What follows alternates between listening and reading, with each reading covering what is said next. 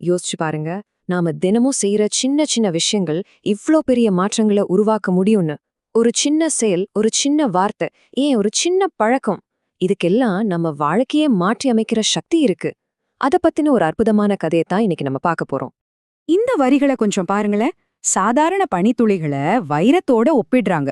இதுதான் இந்த கதையோட ஆன்மாவே. நாம ரொம்ப சாதாரணம் நினைக்கிற விஷயங்களுக்குள்ள எவ்ளோ பெரிய அதிசயம் ஒளிஞ்சிருக்குன்னு இது காட்டுது. இந்த ஒரு கண்ணோட்டம் தான் எல்லாவற்றையுமே மாத்த போகுது. சரி வாங்க, நேரடியா கதைக்குள்ள போலாம்.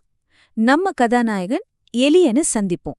இந்த உலகத்தை அவன் எப்படி பார்க்கறான், அவன் மூலமா நாம என்ன கத்துக்க போறோம்னு பாப்போம். ஒரு அழகான பள்ளத்தாக்கு, சுத்தி மலைகள். அங்க எலியன ஒரு விவசாயி இருக்காரு. அவருக்கு ஒரு விசித்திரமான ஆனா ரொம்ப அழகான பழக்கம் இருந்துச்சு. மத்தவங்கெல்லாம் வேலையை தொடங்கறதுக்கு முன்னாடி இவரு மட்டும் அமைதியா இலைகள்ல தங்குற பனித்துளிகளை பார்த்து ரசப்பார். அது அவருக்கு ஒரு தியானம் மாதிரி.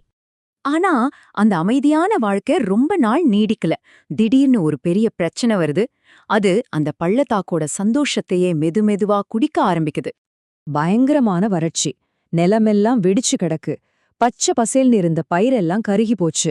அந்த பள்ளத்தாக்கு மக்கள் அவங்களோட வாழ்வாதாரத்தையே இழந்து விரக்தியோட விளிம்புக்கு போயிட்டாங்க. இதுதான் இந்த கதையோட திருப்புமுனை. இப்படி ஒரு கஷ்டமான நேரத்துல ஊர் மக்கள் என்ன செஞ்சாங்க? ஊர் பெரியவங்க எல்லாம் ஒண்ணு கூடி பெரிய பெரிய ஐடியாவெல்லாம் சொன்னாங்க. கிணத்தை இன்னும் ஆழமா தோண்டலாம், கடவுள்கிட்ட ரொம்ப நேரம் வேண்டிக்கலாம், முடியலன்னா ஊரை காலி பண்ணிட்டு போயிரலான்னு சொன்னாங்க. ஆனா எலியன், அவன் செஞ்சது ரொம்ப ரொம்ப சிம்பிளான வித்தியாசமான ஒரு விஷயம். எல்லோரும் இவ்வளவு பெரிய விஷயங்களை பத்தி பேசிட்டு இருக்கும்போது ஏலியன் என்ன செஞ்சான் தெரியுமா? அவன் செஞ்சதை பார்த்து எல்லாரும் இவனுக்கு என்ன பைத்தியமா புடிச்சிருக்குன்னு நினைச்சாங்க. அப்படி என்னதான் செஞ்சான்? இதோ பாருங்க, ரொம்ப சிம்பிள். டெய்லி வெடியறதுக்கு முன்னாடியே எந்திரிச்சு ஒரு அகலமான இலைய கையில எடுத்துக்குவான். அதுல இருக்கிற பனித்துளிகளை ஒன்னொன்னா சேகரிப்பான். அப்புறம் அதை கொண்டு போய் ஒரே ஒரு சின்ன செடிக்கு மட்டும் தண்ணி ஊட்டுவான். ஒரு நாள் இல்ல, 2 நாள் இல்ல, ஒவ்வொரு நாளும் இதையே செஞ்சான். இங்க முக்கியம் அளவு கிடையாது, அந்த தொடர்ச்சியான முயற்சி தான். அவனை பார்த்து ஊரே சிரிச்சுது. குறிப்பா அவனோட பக்கத்து வீட்டுக்காரர் போரஸ். ஏம்பா எலியன், கண்ணீரை வச்சு ஒரு நதியை நிரப்ப முடியுமா? இந்த பனித்துளிய வச்சு சாகர நிலைமையில இருக்கிற இந்த பள்ளத்தாக்கு காப்பாத்த முடியும்னு நினைக்கிறியா அப்படின்னு கேலி பண்ணாரு. இதுதான் அவநம்பிக்கையோட குரல். அந்த பள்ளத்தாக்கு முழுக்க இதே குரல் தான் ஒழிச்சிட்டு இருந்துச்சு. ஆனா இலியனோட பதில் அது எல்லார் வாயையும் அடக்கிருச்சு. அவன் சொன்னா, நான் நதியை நிரப்ப முயற்சி பண்ணல, நான் ஒரே ஒரு விதைக்க தண்ணி ஊத்த முயற்சி பண்றேன். பாத்தீங்களா? இதுதான் அந்த பார்வை மாற்றம். பெரிய பிரச்சனைய சின்ன சின்னதா உடைச்சு நம்மால என்ன முடியுமோ அதுல மட்டும் கவனம் செலுத்துறது. அந்த ஒரு சின்ன செயல், எல்லாரும் கிண்டல் பண்ண அந்த விஷயம் ஒரு பெரிய மாற்றத்துக்கு விதையா இருந்துச்சு. நம்பிக்கையோட ஒரு புதிய அத்தியாயம் மெதுவா எழுதப்பட்டுச்சு. அது எப்படி நடந்துச்சுன்னு பார்க்கலாமா? அங்கதான் ஒரு மேஜிக்கே நடந்துச்சு. அவன் தண்ணி ஊத்துன அந்த சின்ன செடிங்க மெதுவா வளர்ந்து அந்த இடத்தோட வெப்பத்தையே மாத்த ஆரம்பிச்சுது. அந்த இடம் மட்டும் கொஞ்சம் கூலாகவும் ஈரப்பதமாகவும் ஆகிடுச்சு. இதனால என்னாச்சுன்னா, அடுத்தடுத்த நாள்ல இன்னும் அதிகமான பனித்துளிகள் அந்த இடத்துல உருவாக ஆரம்பிச்சுது. பாருங்க, அவனோட முயற்சிக்கு இயற்கையே சப்போர்ட் பண்ணிருக்கு. 3வது வாரத்திலேயே ஒரு சின்ன மாற்றம் தெரிய ஆரம்பிச்சுது.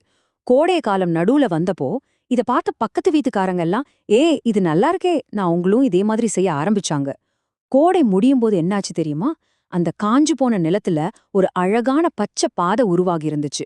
ஒரு தனி மனுஷனோட முயற்சி இப்போ ஒரு சமூக இயக்கமா மாறிடுச்சு.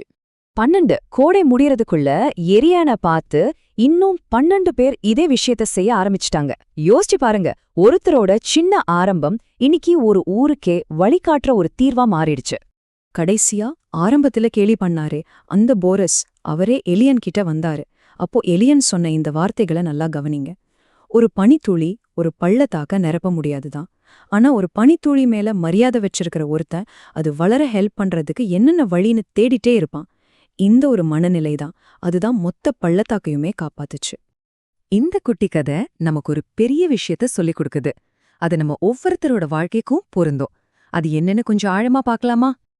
இத நாம பனித்துளி தத்துவம்னு சொல்லலாம். சிம்பிளா சொல்லணும்னா, வாழ்க்கையில வர பெரிய பெரிய மாற்றங்கள் எல்லாம் நாம கண்டுக்காம விடுற சின்ன சின்ன ஆனா தொடர்ந்து செய்யற செயல்கள்ல இருந்து தான் தொடங்குது. ஒரே நாள்ல ஒரு மலையை தூக்க முடியாது. ஆனா தினமும் ஒரு கல்ல நகதுனா ஒரு நாள் மலையே நகர்த்திடலாம்.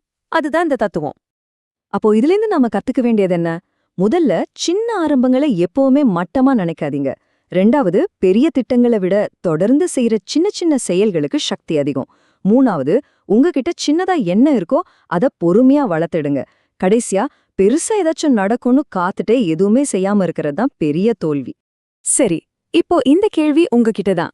இன்னைக்கு நீங்க தண்ணி ஊத்த போற அந்த ஒரு விதை எது? அது உங்க வேலையா இருக்கலாம், படிப்பா இருக்கலாம், இல்ல உங்க உறவுகளா இருக்கலாம். நீங்க ஆரம்பிக்க நினைக்கிற அந்த ஒரு சின்ன விஷயம் எது? யோசிச்சு பாருங்க. ஏன்னா இன்னைக்கு நீங்க ஊத்துற அந்த ஒரு துளிதான் நாளைக்கு ஒரு பெரிய நதியா மாறப்போகுது.